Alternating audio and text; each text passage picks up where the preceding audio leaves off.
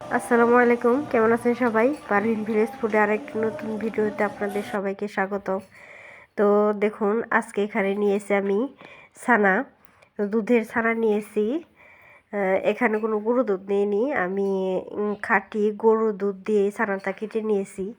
তো প্রথমেই বলে দিচ্ছি, এখানে কিন্তু ছানাটা আমি আগে থেকে কেটে রেখেছিলাম, সেজন্য আপনাদের দেখানো হয়নি, সেটা ভিডিও করা হয়নি, তাই শুধু মাখানোটাই দেখালাম। তো এখন ছানাগুলো মাখিয়ে নিয়ে এখন আমি ছোট ছোট করে বেবি সুইটস মিষ্টি তৈরি করে নেব। তো ছোট ছোট মিষ্টি তৈরি করব, একদম বেবি মিষ্টি। তো আমি আজকে ছোট ছোট বল আকারে মিষ্টি তৈরি করব, যেটাকে বলে রসগোল্লা। কিন্তু বাজারে কিনে এত বড় বড় রসগোল্লা হবে না, একদম ছোট ছোট হবে। তো আপনারা আমাদের সাথেই থাকুন আর দেখতে থাকুন কিভাবে আমি মিষ্টিটা তৈরি করে নেই। তো প্রথমে একটু ছানা হাতে নিয়ে এই যে দেখুন বল আকারে মেখে নিলাম। তো এখন একে একে আমি সবগুলোই তৈরি করে নেব। তো আপনাদেরকে বলি, আমার ভিডিও আপনাদের কেমন লাগে সেটা অবশ্যই কমেন্ট করে জানাবেন। ভালো লাগলে লাইক করবেন, আমার চ্যানেলটাকে সাবস্ক্রাইব করে রাখবেন। তো এখন আমার সবগুলো মিষ্টি বানানো হয়ে গেছে, দেখতেই পাচ্ছেন।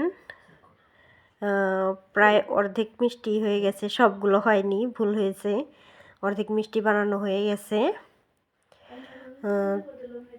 তো সবগুলো মিষ্টি বানিয়ে নিয়ে তারপর আমি আবার আপনাদের কাছে ফিরে আসছি।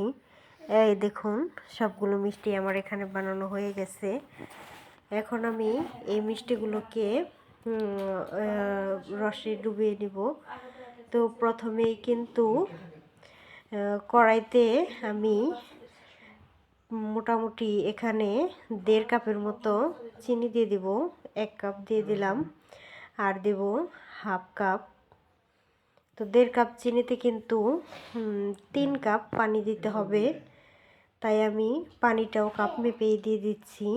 পানির পরিমাণটা কিন্তু মেপে দিতে হবে, না হলে পানি আবার বেশি হয়ে গেলে বা কম হয়ে গেলে মিষ্টিটা ভালো হবে না, সেজন্য আমি কাপ মেপেই পানিটা দিচ্ছি।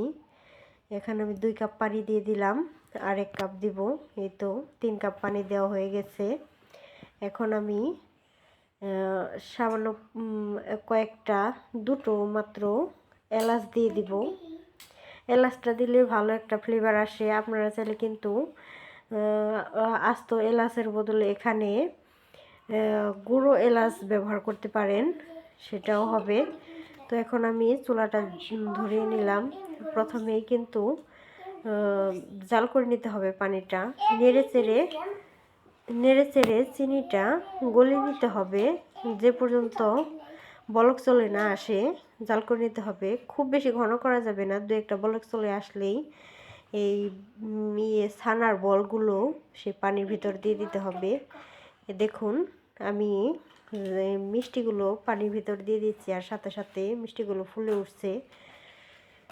এগুলো কিন্তু একদম ছোট ছোট বল করেছি, ক্যামেরায় হয়তো একটু বড় দেখা যাচ্ছে, কিন্তু একবারে ছোট ছোট ফুলে খুব একটা বড় হবে না, কিন্তু যতটা বল করেছি তার একটু ডাবল হবে।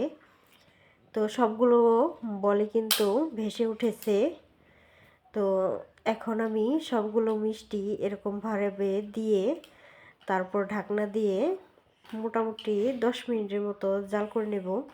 সবগুলোই দেওয়া হয়ে গেছে, এখন আমি ঢাকনা দিয়ে ঢেকে দেব। এই যে প্লেটটা দিয়ে ঢেকে দিলাম।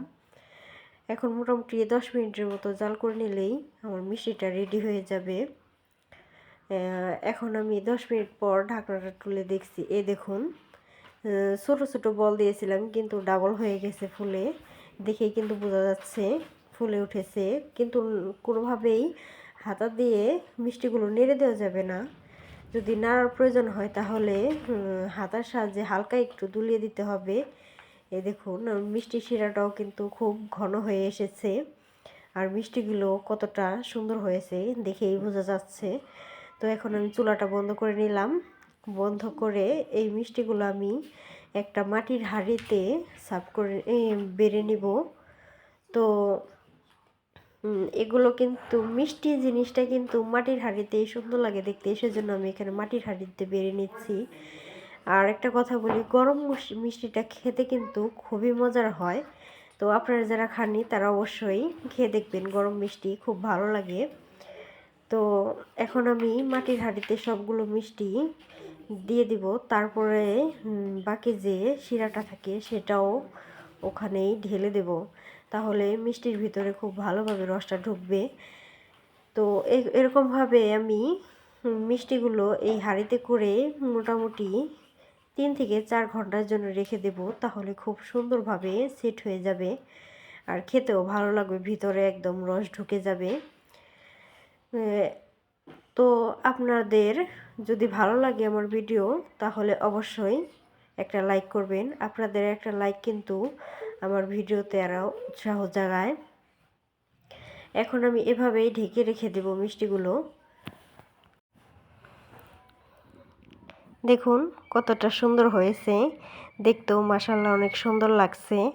একদম ছোট ছোট রসমালাইয়ের মতো মিষ্টি তৈরি হয়ে গেল। তো ঢাকনা দিয়ে ঢেকে রেখে দিচ্ছি। 2 ঘন্টা পর আপনাদের মাঝে ফিরে আসছি।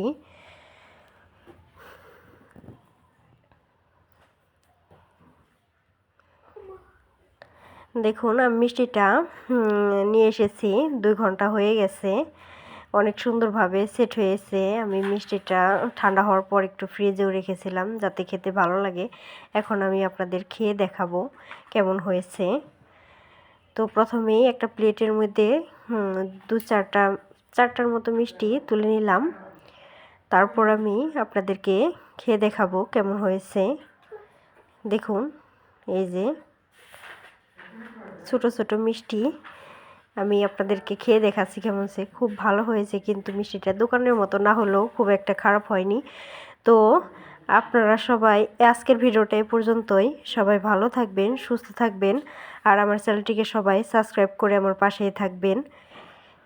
আর আমার ভিডিও কেমন লাগে সেটা অবশ্যই কমেন্ট করে জানাবেন। ভালো লাগলে লাইক করতে কেউ ভুলবেন না। আল্লাহ হাফেজ।